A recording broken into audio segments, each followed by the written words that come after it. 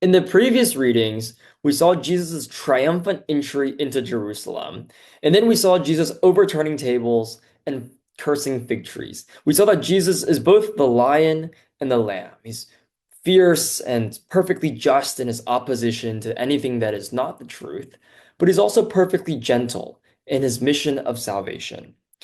Today, we continue to see Jesus' duality, especially as there's mounting opposition that he faces in his time in Jerusalem.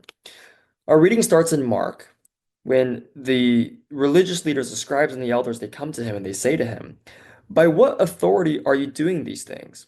Or who gave you this authority to do them?" Jesus says to them, "I will ask you one question. Answer me, and I will tell you by what authority I do these things. Was the baptism of John from heaven or from man? Answer me." And they discussed it with one another, saying, "If we say from heaven, he will say, 'Why then did you not believe him?' But shall we say from man?" They were afraid of the people, for they all held that John really was a prophet. So they answered Jesus, "We do not know."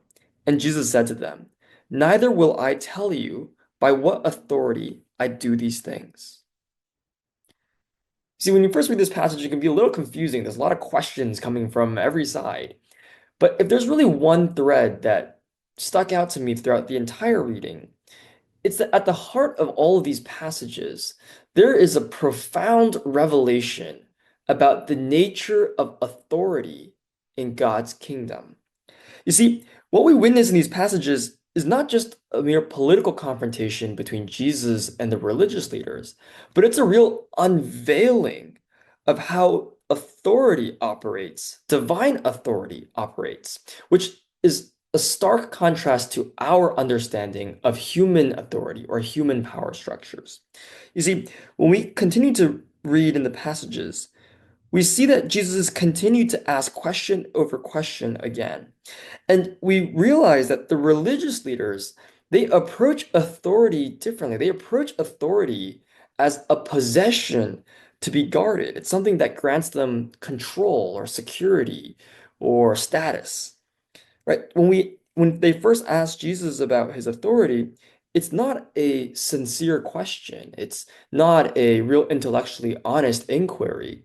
Instead, it's meant to really try to throw him off. It's meant to challenge him and protect their established order.